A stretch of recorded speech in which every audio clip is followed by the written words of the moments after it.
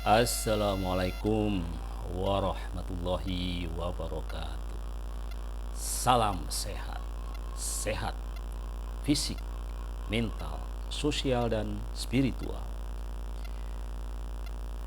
Baik, alhamdulillah hari ini saya sudah sampai kembali di Tangerang Selatan. Ya. Kita semalaman di kereta api, dan pada pagi hari ini yang ingin kami sampaikan yaitu masih berkenaan dengan data yang tentu saja menjadi perlu kita perhatikan, ya, karena ini menyangkut prestasi eksistensi dari negara kita Indonesia, ya. Jadi pada data box tentang angka harapan hidup, jadi saya tertarik karena menyikapi adalah salah satu pembicara pada waktu itu ketika menyatakan bahwa angka harapan hidup kita ini turun, ya. Sehingga saya mencoba untuk mencari kebenaran tentang fakta itu. Betulkah angka harapan hidup kita turun? Nah, dari data box itu kita lihat bahwa di tahun 2022 ya, Indonesia ini angka harapan hidupnya sudah tinggal atau turun menjadi 68,25 tahun. Dan ini memang ranking di Asia Tenggara, kita ranking kedua dari bawah. Jadi kita hanya lebih tinggi sedikit, ya, dari Myanmar. Sedangkan negara-negara yang mungkin kita sering memandangnya sebagai negara yang dalam kategori berkembang, bahkan kadang-kadang kita sering menyebutnya ketinggalan, gitu ya.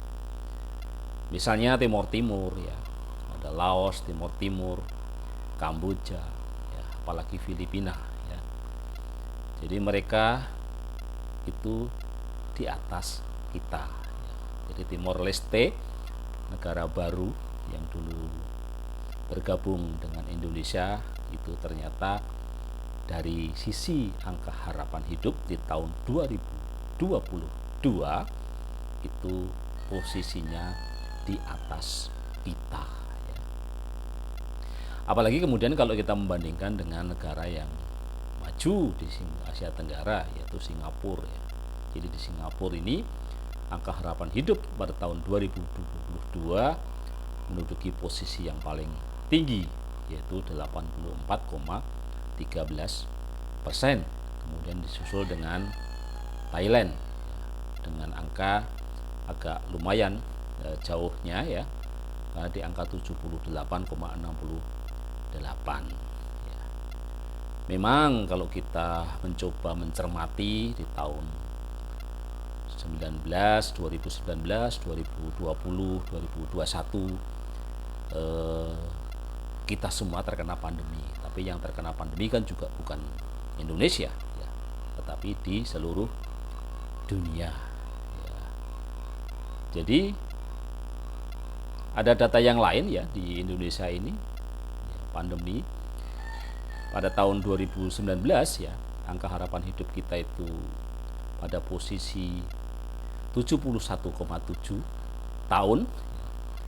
Kemudian pada tahun 2021 menjadi 67,6 tahun, ya. Jadi turun cukup banyak, ya, turun 4,1 tahun. Walaupun pada tahun 2022 tadi sudah berhasil meningkat lagi menjadi 68, gitu ya.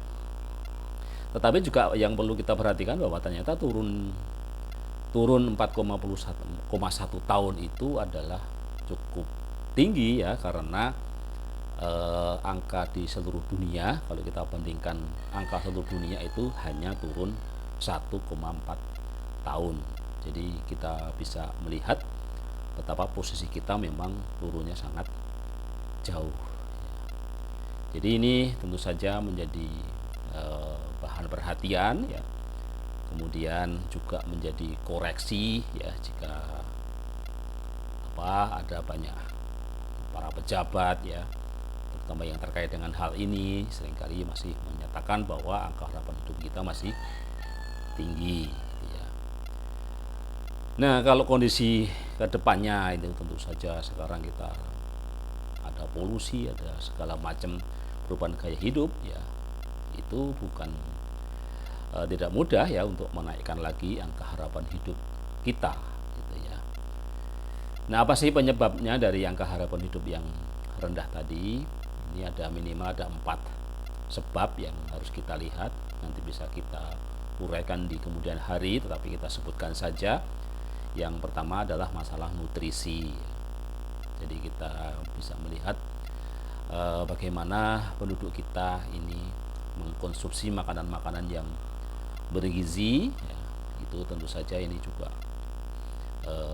banyak hal yang menjadi PR kita.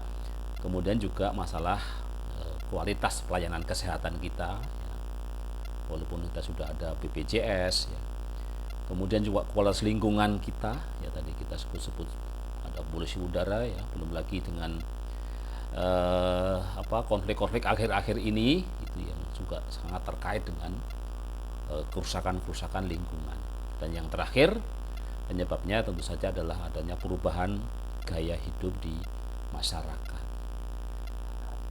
Jadi inilah 4 penyebab utama dari angka harapan hidup, dan ini menjadi PR kita ke depan ya, bagaimana kita bisa menaikkan lagi angka harapan hidup kita ya, karena salah satu indikator pembangunan adalah bagaimana tingkat harapan hidup kita itu bisa meningkat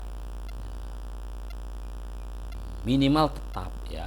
Jadi ini kan kita sudah turun jauh, dan bagaimana kita harus bisa kita tingkatkan dengan memperhatikan nutrisi, memperhatikan pelayanan kesehatan, kesehatan lingkungan, dan juga gaya hidup. Demikian informasi untuk pagi hari ini, dan mudah-mudahan bisa dimengerti. Dan sekian, salam sehat, sehat fisik, mental, sosial, dan spiritual. Wassalamualaikum warahmatullahi wabarakatuh.